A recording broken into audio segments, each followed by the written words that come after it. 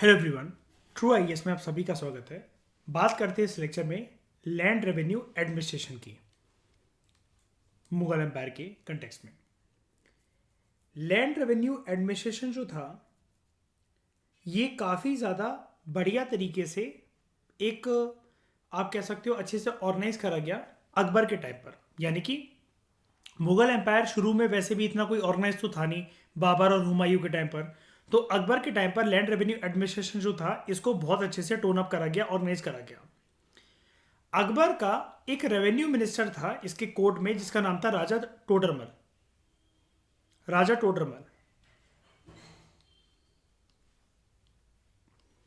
राजा टोडरमल जो कि revenue minister था अकबर का, इसने अडॉप्ट करा और रिफाइन करा सिस्टम जो कि इंट्रोड्यूस करा गया था शेर शाह सूरी के द्वारा। मैंने आपको बार बार बताया था ना कि अकबर जो है वो टॉलरेंस की पॉलिसी को एक्सेप्ट करता है, और शेर शाह सूरी की वजह से अकबर के पिताजी को हुमायूं को काफ़ी दूर रहना पड़ा था। अकबर के बचपन में अकबर जब छोटा था उसके बचपने में उसको अपने पिताजी से काफ़ी दूर रहना पड़ा था।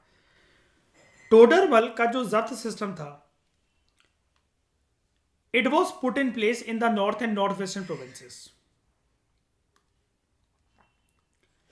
अकॉर्डिंग टू दिस सिस्टम होता क्या था, एक लैंड का पहले प्रॉपर तरीके से सर्वे कर लिया जाएगा, उसके बाद लैंड को क्लासिफाई करा जाएगा according to the nature of the soil and the fertility of the soil. हर एक जो शेयर होगा स्टेट का it was fixed at 1/3 of the average produce. और ये कितने टाइम तक चलेगा, ये शेयर 10 साल तक। शाहजहां के टाइम पर जो जब्त या जब्ती सिस्टम इसको कह लो, ये डेक्कन प्रोविंसेस के अंदर भी एक्सटेंड कर दिया गया।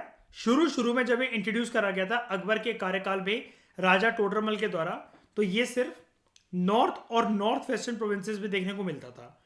इससे क्वेश्चन बन सकता है कि क्या शुरू में ही अकबर के टाइम पर सारे के सारे मुगल एम्पायर है जो जो रीजन इनके ऊपर कब्जा करा गया था कि हर जगह ये फैला दिया गया था? नहीं, ऐसा नहीं था। अकबर के टाइम पर सिर्फ नॉर्थ और north western provinces, directly Shahjahan के टाइम पर डेक्कन प्रोविंसेस में भी इस सब सिस्टम को एक्सटेंड करा गया। मुगल एम्परर्स जो थे दे एनफोर्स द ओल्ड इक्ता सिस्टम ऑल्सो। और ये इक्ता सिस्टम कब फॉलो होता था, जल्दी बताओ? मुगल एम्पायर से पहले कौन सी सल्तनत? दिल्ली सल्तनत। और इसको नाम दिया गया जागीर या जागीरदारी सिस्टम। ये एक लैंड टेन्योर सिस्टम था जो कि डेवलप करा गया था शुरू में दिल्ली सल्तनत के टाइम पर।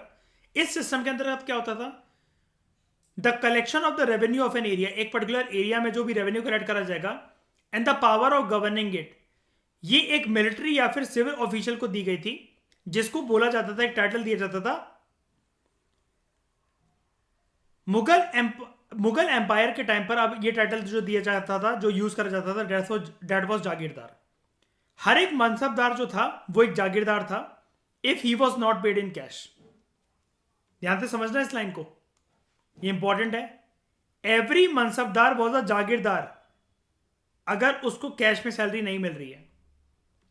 जागीरदार रेवेन्यू कलेक्ट करता था थ्रू हिज ओन ऑफिशियल्स, बंदे रखवा रखे थे काइंड ऑफ उसने, आप ऐसा कह सकते हो। जो रेवेन्यू कलेक्टर होता था एक डिस्ट्रिक्ट का, उसके लिए एक टाइटल यूज होता था, मैं ग्रीन से मार्क कर रहा हूं इसे, अमल गुजार।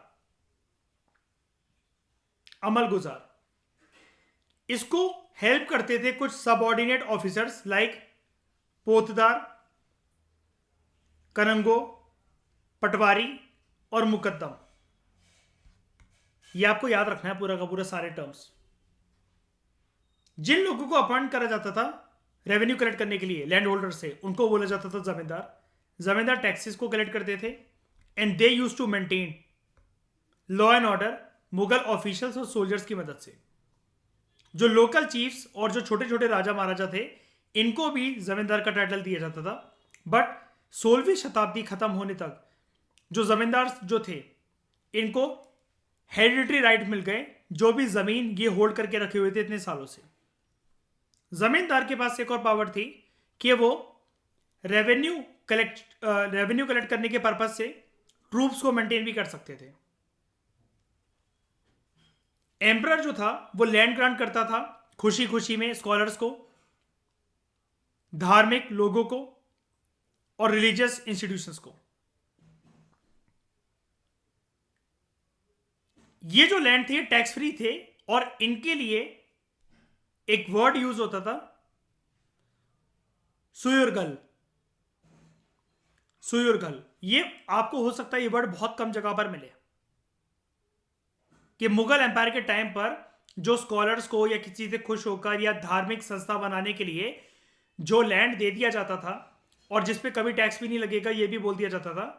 आपको याद है इसमें कॉपर प्लेट्स वाला मुद्दा जो हमने मेडिवल हिस्ट्री जब स्टार्ट करी थी तो हमने कॉपर प्लेट्स के बारे में पढ़ा था कि वो जो ब्रह्मदेव वगैरह ये जो थे घर के बाहर जब लगा दिया जाए तो सबको पहचान में आ जाता था कि इससे टैक्स वगैरह नहीं लेना कभी भी, है ना। ये राजा ने दिया उस टाइम के ये जमीन ऐसे ये था। तो क्या हम यहां पर सुयुर्गल इसको कह सकते हैं अकबर ने जो अमृतसर के अंदर जो जमीन दी थी सरदारों को गुरुद्वारा बनाने के लिए और सिख गुरु को, क्या हम इसको सुयुर्गल कह सकते हैं? जिसपे ये बिल्ड हुआ, कहां गया ये, हरमंदिर साहिब, ये रहा।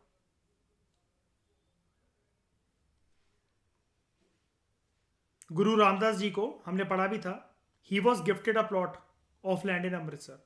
हम इसको सुयुर्गल कह सकते हैं, बिल्कुल कह सकते हैं। वापस आते हैं।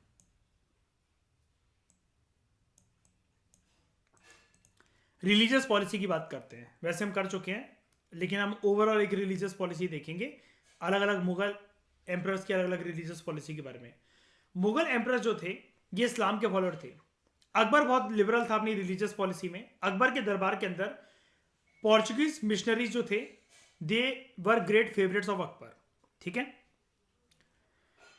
अकबर किसी में भेदभाव नहीं करता था, सारे धर्मों के लोगों को एक सिंगल फेथ के अंदर उसने जोड़ने की कोशिश करी। और जैसा कि मैंने आपको प्रीवियस लेक्चर्स के अंदर बताया था इसी चैप्टर के अंदर, दीन इलाही, डिवाइन फेथ, इसने ये एक तरीके से आप कह सकते हो सिस्टम कह लो, उसको एक धर्म कह लो, ये उसने बनाने की कोशिश करी।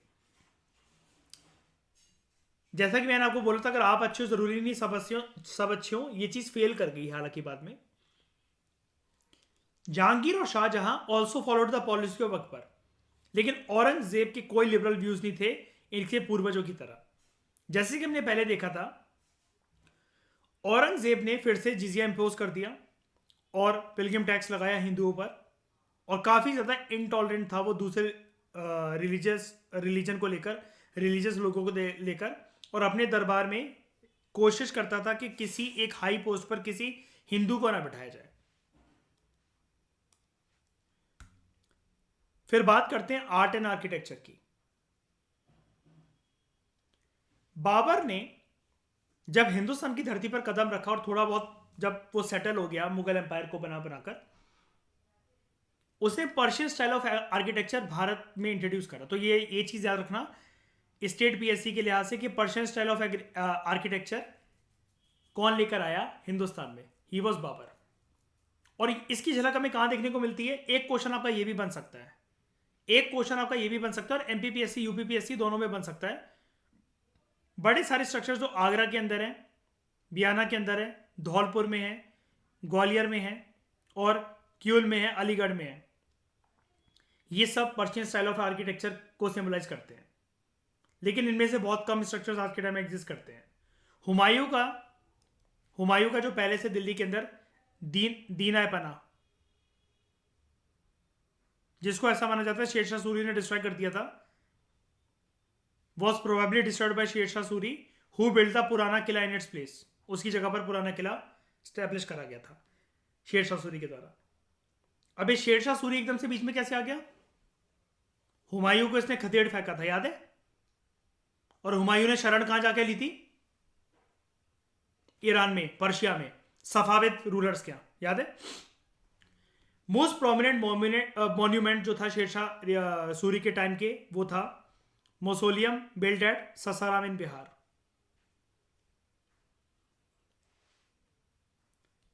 रागिनी मुझे एक बात बताओ, आज भी इसको डिस्ट्रिक्ट यही कहते हैं क्या कि और भी नाम है? यही नाम है ना, ठीक है, सासाराम। अच्छा यही सेंटर है, नहीं इसको प्रोनाउंस ऐसे ही करते ना, सासाराम।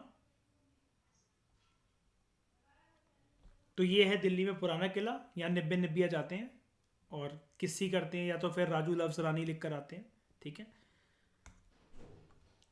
दीवाने खास, दीवाने अम, पंचमहल, जो कि एक पिरामिड स्ट्रक्चर है, 5 बिल्डिंग का। रंग महल, सलीम चिश्ती की दरगाह, बुलंद दरवाजा, ये सब कुछ अकबर के टाइम के बिल्ड करे हुए कुछ इंपॉर्टेंट स्ट्रक्चर्स है।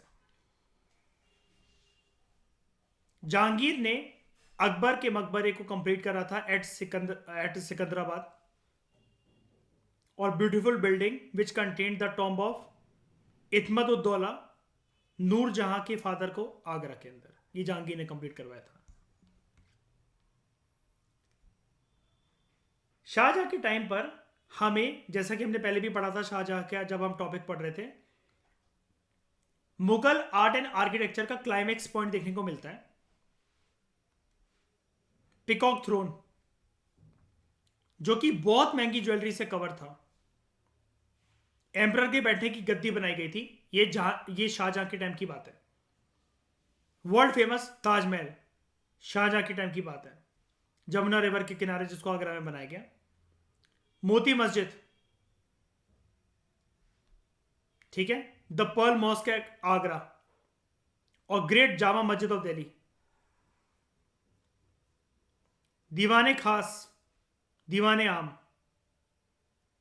ये भी बहुत बेहतरीन तरीके से बनवाए गए थे दिल्ली में इसके द्वारा, जहां पर ये बैठता था बाद में लेटर ईयर्स में।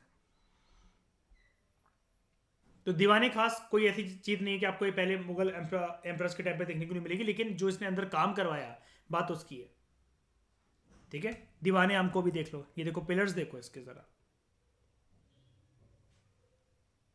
ये देखो दरवाजे देखो, जाली वर्क देखो, ऊपर फ्लोरिंग देखो, इसकी पूरी की सीलिंग देखो, फ्लोरिंग देखो,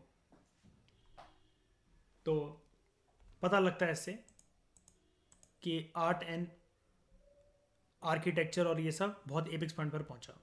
औरंगजेब के टाइम की बात करें तो आर्किटेक्चर को ज़्यादा कुछ इंपॉर्टेंस मिली नहीं, क्योंकि हमने जैसा कि देखा था इसको कुछ लेना देना नहीं था इन सब चीज़ों से। औरंगाबाद में एक टॉम्ब है जिसको बोलते हैं बीबी का Maqbara, mausoleum built by his son prince Azam Shah. किसके लिए इसने ये बनवाया? ये मुसोलियम क्या होता है पहले बात बताओ, ये काफी बार टर्म आ चुका है। व्हाट इज मुसोलियम, क्या होता है ये?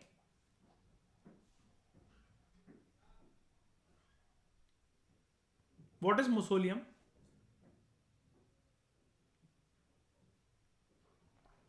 क्या हुआ, किसी को नहीं पता?